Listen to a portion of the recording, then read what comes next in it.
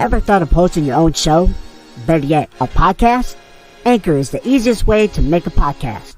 Anchor gives you everything you need in one place for free. You can use it right from your phone, laptop, and computer. Anchor has all the tools you need to record and edit your podcast. They will even help you distribute your podcast, such as Spotify, Apple, Google, and much, much more. You can make easy money. Download the Anchor app or go to anchor.fm to get started. Ladies and gentlemen, boys and girls, prepare your ear holes for the best wrestling podcast in the world. It's time for the Hard-Hitting Wrestling Show. Welcome to HHW Show. I'm Obi Muniz.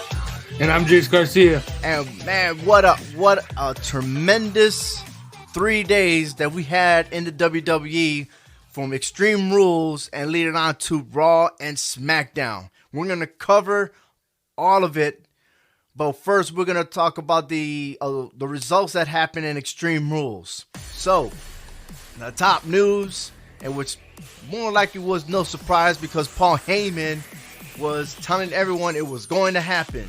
Brock Lesnar catches in the Money in the Bank, defeats Seth Rollins to become again the Universal Champion. And that happened after the match with Seth Rollins and Becky Lynch defeated Baron Corbin and Lacey Evans. The WWE Championship match, Kofi Kingston defeated Samoa Joe. Kevin Owens defeated Dolph Ziggler. United States Championship match, AJ Styles defeated Ricochet to become the new United States Champion. The last man standing, Braun Strowman defeated Bobby Lashley. SmackDown Women's Champion Bayley defeated Alexa Bliss and Nikki Cross.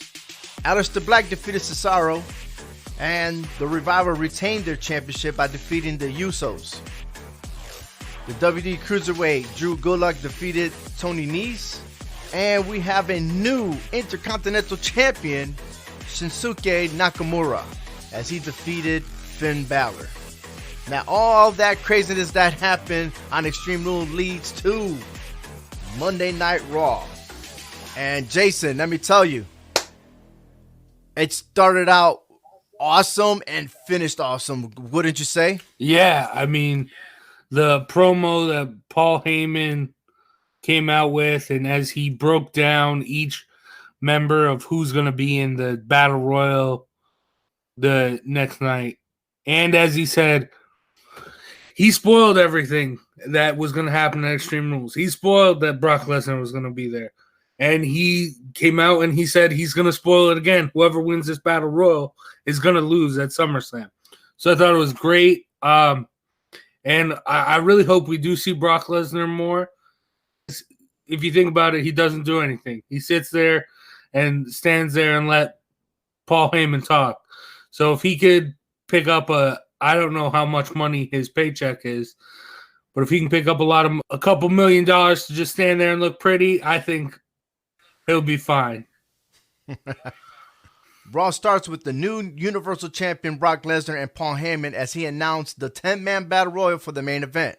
These were the participants: Seth Rollins, Randy Orton, Big E, Cesaro, Braun Strowman, Rey Mysterio, Baron Corbin, Sami Zayn, Bobby Lashley, and Roman Reigns.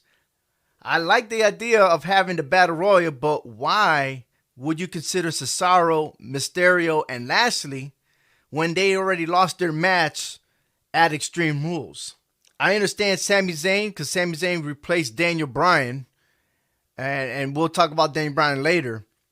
But you also had AJ Styles, who is the United States Champion, and can still have a chance to double his chances. And then you have R-Truth, who is now the current 9-time 24/7 champion, but he is also a former 2-time United States champion. And he's legit one of the top 10 male superstars to go for the Universal title. And then Elias, he only had one opportunity for the Intercontinental title versus Seth Rollins. And the fact that he's also a 2-time 24/7 champion. So why not put him in the mix instead of having Cesaro, Mysterio, and Lashley? I just didn't understand that. But hey, Seth Rollins defeated Randy Orton, which were the last two competitors in the ring, and now Seth will have his rematch with Brock Lesnar at SummerSlam. Yeah, I do agree. I would like to see maybe a couple more guys get some shine, but I'm not mad at Cesaro or Lashley. Those guys can bring up the work, and Ray is just a legend, so I understand it. But I was actually pretty surprised that Seth Rollins won. I thought I saw this Raw coming up as like a reset, as we're going to get past this little dip they've had since WrestleMania. So I thought they would break away from all the WrestleMania rivalries that they have. But I guess Seth Rollins and Brock Lesnar's going to be all right. It's going to be a good match. Yeah, I think it's going to be a good match, but I don't think that Seth Rollins has what it takes to defeat Brock Lesnar. You want to go back to WrestleMania, and he had to give him a low blow at the start of the bell, and then he did a stomp to defeat him. We have not seen Seth Rollins defeat Brock Lesnar. And if you want to go back to previous WrestleManias, Seth Rollins, did he pin Brock Lesnar? No. He pinned Roman Reigns to become the WWE champion.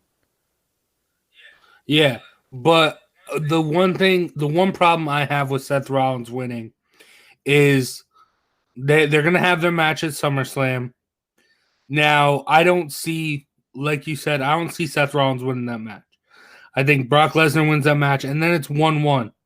So you're going to have – so they're setting up for a rubber match. They're setting up to elongate this rivalry.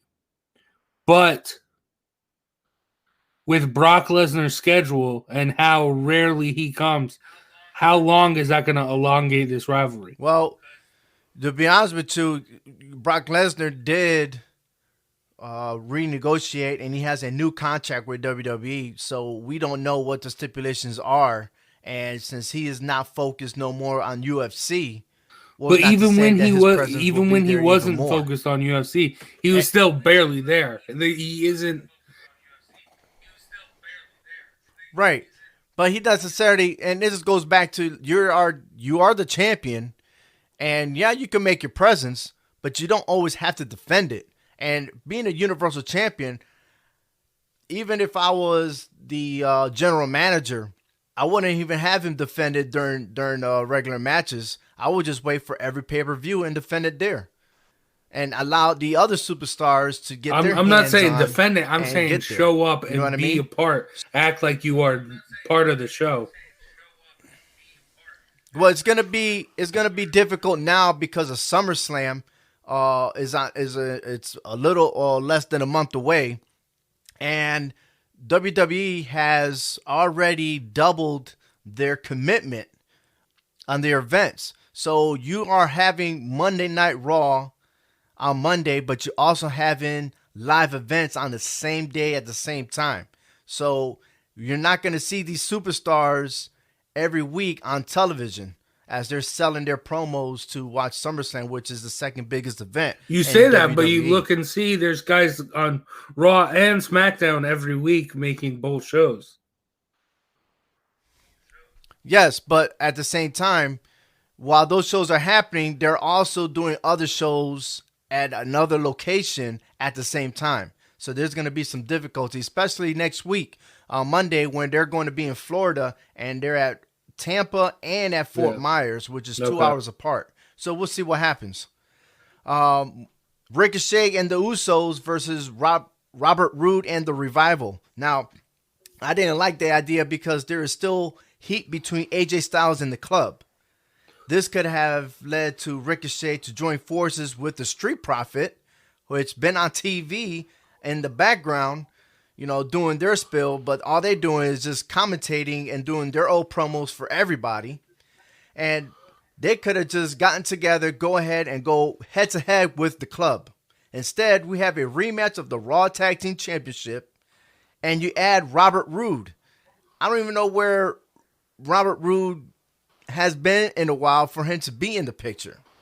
So how about the Viking Raiders joining the party and show their strong natural abilities and threaten everyone to get ahead and grab the opportunity to become the tag team champions instead of wrestling these non-superstars.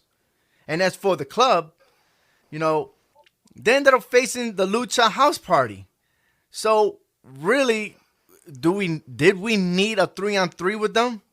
I mean, yes, I can understand they needed one victory, but come on now.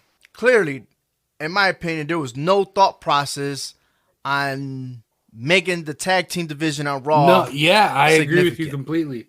The Usos and the Revival has been overplayed, and they need to move on from that. But yeah, bringing in Bobby Roode's come back and just be a third person, that makes no sense. And then, yeah, why is Ricochet teaming with the Usos? It makes no sense at all. And then, yes, Lucha House Party, that's just ridiculous to take on the club. But I guess I can see a little bit more validity in that because the club Gallows and Anderson haven't really proven themselves, and it still makes no sense. And then the 2 out of 3 falls match, I get that they're doing that to get to commercials and sell. Yeah. That's too many times that they're doing. They were 2 just out of trying 3. to get to a commercial, and then those first 2 were short. But if you do go back and look at that for them match, to get a 3 count. Ricochet pinned Scott Dawson of the Revival. Then Dawson pinned one of the Usos. I don't remember which one. And then Ricochet pinned Bobby Roode. So no Uso pinned anyone on the Revival.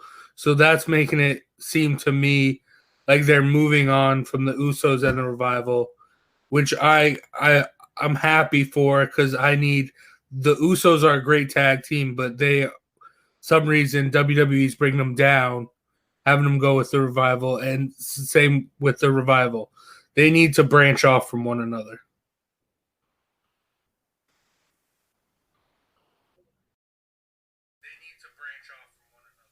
The scenario could have been more hectic and more entertaining, and especially when the club showed up, they could have done more damage.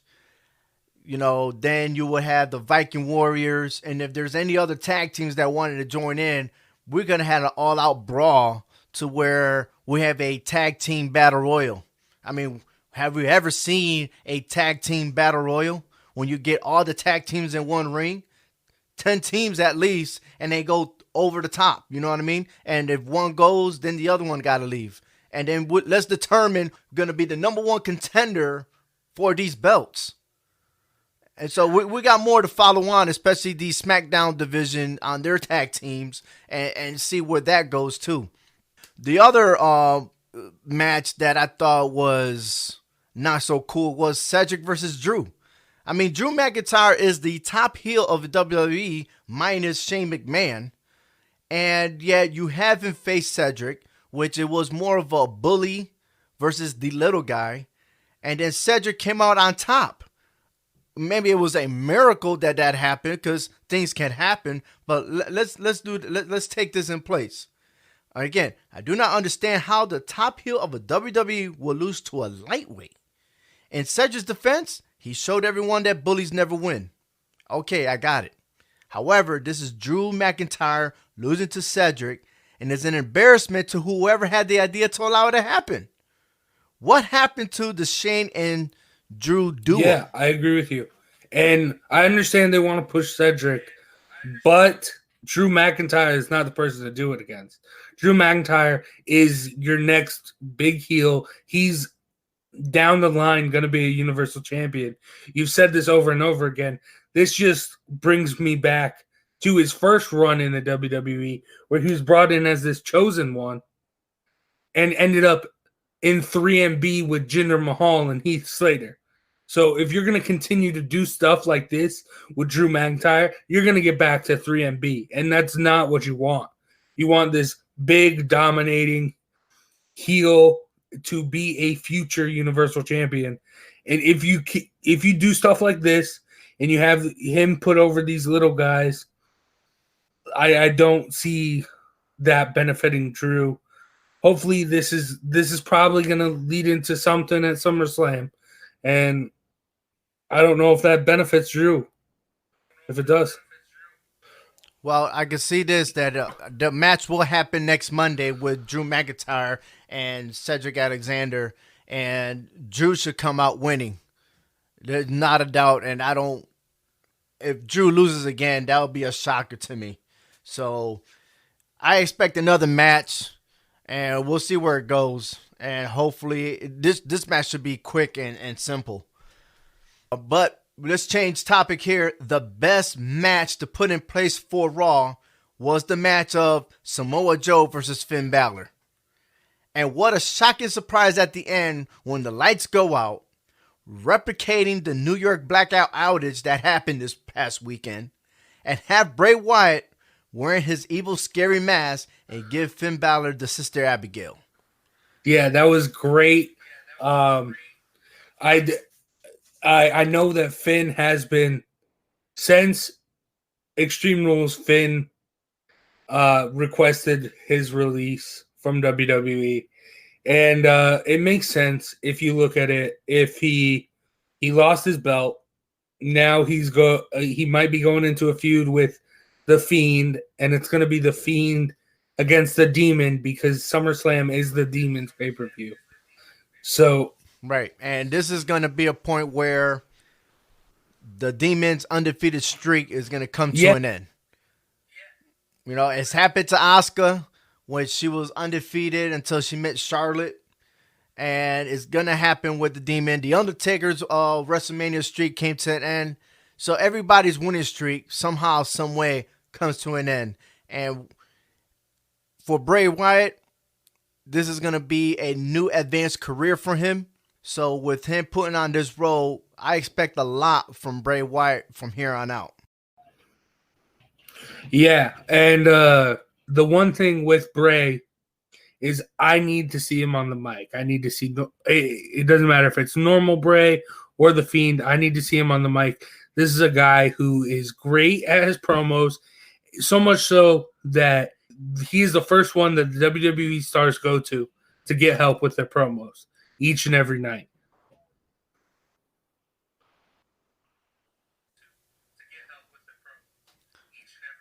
Well, the message was that The Undertaker is helping him out with his gimmick. And rumor is that Bray Wyatt might start a winning streak or some type of streak in the near future that probably we'll know at the end of what that streak is and how he's going to make history. Leading before the ending of that match, Samoa Joe did defeat Finn Balor in a quick match. Samoa Joe went hysterical afterwards, but Finn Balor counterattacked him, and Finn came out on top even though he lost the match. Which leads me to the next topic is what's going to happen with Samoa Joe, after winning that match. Well, on SmackDown, he tried to make his presence to go after Kofi Kingston again for the WWE Championship. The New Day, congratulations to the New Day. They have all the gold, the WWE Championship and the tag team titles. But Samoa Joe showed up, wanted to challenge Kofi, but Elias came out and reminded Samoa Joe that he lost the match on Extreme Rules. And then after that, Randy Orton shows up, and he's trying to claim his spot. That led to a 6-man tag team, ended with Randy Orton defeating Kofi, not only giving him an RKO, but actually pinning him 1-2. Yeah, and I thought this was perfect to bring Randy back, because he has been gone since Super Showdown. They brought him back perfectly to show that he is still competent and he's still in that title hunt, because in the Battle Royal, he was the last person to get thrown over the top. It was him and Seth Rollins one-on-one in the ring that Monday night. And then he comes in and he does RKO and he does pin the WWE champ. So this sets him up perfectly to go after Kofi at SummerSlam. I really had thought that Randy Orton was actually gonna be the man to face Brock Lesnar, and I would have had to pick that over Seth. But I could also understand why Seth Rollins is gonna face Brock Lesnar, and I just hope that Randy Orton gets a chance to face Kofi. And this might be the end for Kofi if he does match up with Randy Orton. Randy Orton's a big name, and he could. I think he's in content. He should be in contention to be getting belts and chasing Ric Flair and John Cena. Well, I don't know about chasing him, but just the fact that his condition, the reason why he hasn't been on television is the fact he's nursing a neck injury, and he still didn't have any surgery yet, according to the sources that are real close to Randy Orton. So I think this is going to probably most likely be the last push for Randy Orton. If he does get the championship, we might see probably soon the end of the era of the Viper.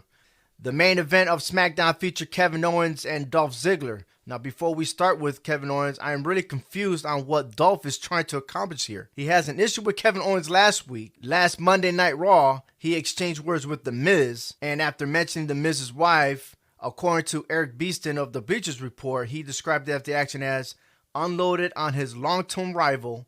Ziggler rolled to the sanctuary of the arena floor as an enraged Hollywood A-lister watched from the squared circle to close out the segment of The Miz TV. What is Ziggler really up to? You doing that at Raw, then you go back to SmackDown, arrange a match just to challenge Kevin Owens. You know, the match did not finish because Shane McMahon, he had other plans. He got a group of forces surrounding the ring. What is up with Ziggler? Dude, I don't know. I figured that Extreme Rules, that would have been the perfect end to the story between him and KO, and I was excited to see. I was excited for the idea of a Dolph Ziggler Finn Balor feud, because I think that would be, I mean, not Finn Balor, Dolph Ziggler and The Miz feud, because that would be fun. And I know that they are in real life very good friends, and those are the best matches when you see friends going after just one like another. little kids playing wrestling on their own. So yeah, you know, you got all these imaginations going, and it's gonna work fine because you can see the beauty inside the ring. Yeah, so I would have loved to see that. I think, yeah, Dolph is just in this weird way. I hope it leads to him versus The Miz. I don't want to see him be another Shane McMahon lackey. Kevin Owens executed a Stone Cold Stunner on Shane McMahon and escaped the danger by running out of the arena. So he saw an opportunity, took it, and vanished before the rest of the crowd that Shane McMahon brought with him were able to do some harm or do some further damage. It's going to be interesting to see what else can Shane McMahon do. And I got a feeling that Kevin Owens is going to be in deep trouble come Tuesday. I hope that someone will come to the rescue to defend Kevin Owens. And it's not going to be Sami Zayn, because Sami Zayn can't do it himself. And he's not going to be able to talk his way through chilling out the issues. With Kevin Owens' feud with Shane McMahon, which is the truth, and we've been saying this for a while, that Shane McMahon's been taking everybody's spot. But Sami Zayn could also come in and add more fuel to the fire. And of course, the comment that Roman Reigns already said is that Shane McMahon, he sucks. Pretty much. There's no respect for him. I want to see a line drawn down the middle. I want to see a Game of Thrones-esque battle. Whoever's on Shane McMahon's side is in the ring or whatever, and then coming down the ramp is everyone on Kevin Owens' side. And just a big mess. And that's what I need to see, and I think that's something that will help get Kevin Owens over the hump of Shane McMahon. What I would like to see is some type of mutual respect between Kevin Owens and Roman Reigns. And we already know Kevin Owens have burned a lot of bridges. For him to be the advocate and standing up to Shane McMahon, it takes a lot of balls to do that. It really does. But who else than having Roman Reigns on your side, especially that they both are the same when they feel about Shane McMahon. The chapter of Aleister Black and Cesaro is over. Cesaro showed up wanting a rematch with Aleister Black, and Aleister Black finished off Cesaro 1, 2, 3, and he's up 2-0. And I do not see this match happening again. So what's next for Aleister Black? I really wanted him to go. I think him versus Shinsuke would be great in the ring. But after SmackDown, it looks like Ali might be challenging Shinsuke at SummerSlam. But I don't know what's next for Aleister Black. Maybe if Samoa Joe isn't booked, or maybe Elias or something. I think it's just going to be another build him up. I get you to that feud, pretty soon, if you know what I mean. You open up more doors on that topic. Let's save that for after the women's side of the house. We already know Natalya versus Becky Lynch is going to happen. Being that SummerSlam is going to be in Toronto, Canada, why not have the home face of Natalya versus Becky Lynch? I don't see Natalya beating Becky Lynch. They're best friends, but it's going to be a disappointment for Natalya. That's going to probably be the last time she ever tried to get grabbed on a title match again. The other match is Ember Moon versus Bayley. Now, that one is suspect. When do you ever see a champion just point fingers and say, hey, this person is going to be next to challenge me for the title? Well, the only time I can remember is last year, Money in the Bank, Nia Jax handpicked Ronda Rousey, but Ronda Rousey and Ember Moon are completely different. Everyone was already talking about Ronda Rousey being the best female athlete, the best combat person in the world, and being that Nia Jax was the champion, totally understand. But we have Ember Moon, which is a former NXT champion, versus Bayley, who is now the current SmackDown Women's Champion. I'm telling you, this is not over. Charlotte is going to have a piece of the pie on this. She's going to get her way, and I wouldn't be surprised if she debates. Charlotte has to be in that picture. The Ember Moon and Bayley, that's not a dream match. I'm sorry, it's not. And adding Charlotte to the picture, that's going to be legit. And we got Eric Bischoff now that's going to take over SmackDown. Will he make a decision to where Charlotte will have to face Ember Moon and the winner will get the title shot versus Bayley? I'm not a big fan of Moon versus Bayley, like the way the match was set up that way. But the biggest disappointment on the women's side of the house is the women's tag team division. The Kabuki Warriors versus the Iconics. The Kabuki Warriors defeated the Iconics to get their chance to go after them again for the title, which they defeated them in Japan, and then turn around and the Iconics escaped. They copped out by staying out of the ring. They got counted out. They lost, but still were able to retain the title. I love that. That's the Iconics.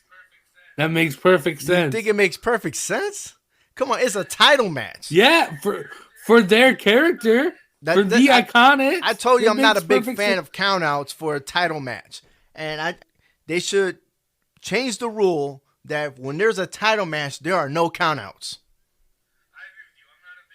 I agree with you. I'm not a big fan, but for the Iconics to do that, it makes perfect sense. And I mean, they are that Weasley tag team heels. That's who they are, and they're gonna find a way to get out of it. This storyline is gonna be pretty predictable because if this match goes to SummerSlam, the Kabuki Warriors are gonna win that title. Well, yeah, that's if they don't count out, or who knows? Maybe the Iconics have something else up their sleeve. Because if they do make it where a no disqualification match or something like that to combat the count out, who's not to say the Iconics have a third person to come in or something like that. You know what I mean? So, yes, I do see it probably this feud going to the Kabuki Warriors being new tag team champs, but don't count the Okay. Iconics out. I hear you. Right now, we can't count them out. Just the fact that the Iconics are the WWE Tag Team Champions, but their days are coming up to where they're gonna lose those titles.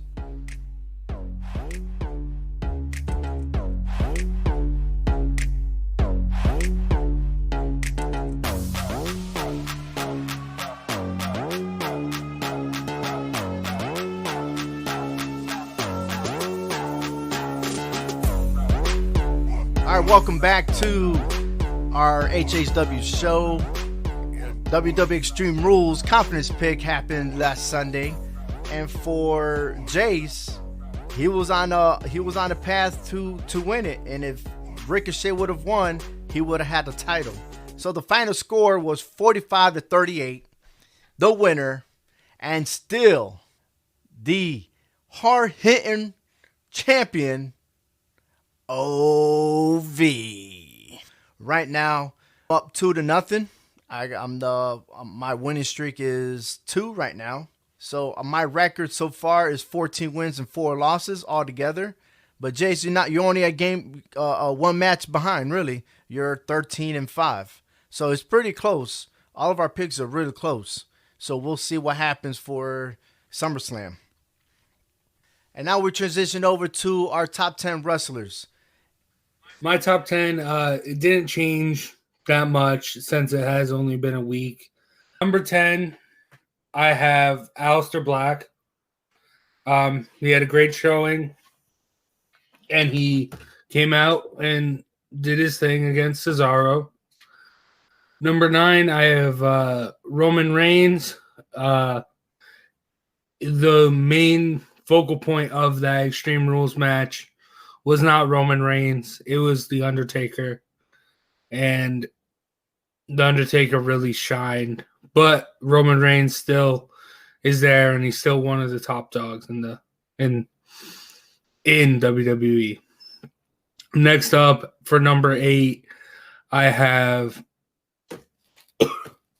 Braun Strowman, probably the best match of the night at Extreme Rules. He dominated. And I thought he was set up to be the next challenger for Brock Lesnar. That didn't happen. Then I have number 7, Samoa Joe. He, even though he lost to Kofi, he's still up there. He's still dominant. He's still a force to be reckoned with in the WWE. Number 6, I have Bayley. I think this title run she has is going to last for a while. And it was a little rough with the Bayley and Nikki Cross stuff, but I think she's got an upward trajectory. Now for number 5, I have AJ Styles and the club, because he wouldn't be where he is without the club. He beat Ricochet. He's the new U.S. champion. So, yeah. And for number 4, I have Seth Rollins. After getting cashed in on, he still won his match, but he's cashed in on, and it's rough for him. He drops down from the number 1 spot for me. Then, number 3, I have the man who cashed in on him, Brock Lesnar. And Brock Lesnar is just a force in the WWE. He's someone that brings eyeballs from all different walks of life. People are tuning in to watch Brock Lesnar. Number 2, Becky Lynch, the man. I'm interested to see where this goes with Natalya. And if she can help Natalya, make it a good feud. But then for number 1, I got the 6-time WWE Tag Team Champions and the WWE World Heavyweight Champion, Kofi Kingston and the New Day. They're on top of the world. They got all the belts, and we're going to have to see what happens at SummerSlam. See if they retain all the belts. My top 10, it's all about wins, losses, appearances, results. And that's all it boils down to. So I'll start from number 10, Braun Strowman. Braun Strowman came out victorious during Extreme Rules. And like I said it before, when it comes to any other matches that's 3 or more, it's hard for Braun Strowman to become victorious. And even though he lost Monday night for a chance to be the number 1 contender for the Universal title, there's no shame in that game because that's pretty much out of his control. Number 10, Braun Strowman. Number 9, Shane McMahon. He went down. All right, he already lost in Extreme Rules. And with Kevin Owens on his back, we are starting to see a decline on Shane McMahon. Number 8, Roman Reigns. Victorious during Extreme Rules. Didn't win the number 1 contender for the Universal title. Kind of understand because he's still a SmackDown brand. But I expect Roman Reigns here and out to climb up the ladder. Number 7, Ricochet. Lost the U.S. title. Became victorious on Monday night. We'll see what happens with him and what the feud is going on with him and AJ Styles. Number 6, Nikki Cross. Lost on Extreme Rules, but I hope that she maintains because she is well deserving for a title shot. However, with Amber Moon in the picture, we'll see where that goes. So I hope that Nikki Cross doesn't lose her ways through the process. Number 5, I still have the Viking Raiders. The Viking Raiders is still by far the best tag team without a championship belt. And I'm still waiting for the Viking Raiders to phase out of the Usos or the New Day. Number 4, Bayley. She is the Women's SmackDown champion. She came through and won her match. And she helped out Ember Moon Tuesday SmackDown. Now she picks Ember Moon to face her in the SmackDown Championship. We'll see where that goes, but right now she's ranked number 4. Number 3, Becky Lynch, Raw champion. Came out victorious on Sunday. She's still hurting, but now she knows her fate when she's going to face Natalya in Summerslam in Canada. And number 2, Seth Rollins. Seth Rollins went through hoops, won the 10-man Battle Royal, and is now the number 1 contender for the Universal title, in which we have a rematch with him and Brock Lesnar. And number 1, and clearly is the number 1, and it should be a number 1 in everyone's list, is Kofi Kingston. Kofi Kingston is the WWE champion. Since he become champion on the solo matches, Kofi Kingston is 13-0. 13 wins, 0 losses. And he continues that winning streak. And by far, out of all the active performers in the WWE, he has the longest winning streak. And that there is my top 10. Well, that is it for this episode of the HHW show. That is the Hard Hittin' Wrestling Show. I'm Ovi Muniz. And check us out on our social media. We're on Twitter, HHW Show. We're also on Facebook with HHW Show. We're also now new to Instagram. So check us out there. Leave some comments. And also, we are growing our podcast. We now are on Spotify, Google Play, and soon we're going to be on iTunes. So again, whatever platform you decide to hear us from, we definitely would like to hear from you. So please leave a note on our Twitter page. And again, thank you for hearing us. And we'll be back next week. Hey, thank you. And see you guys soon.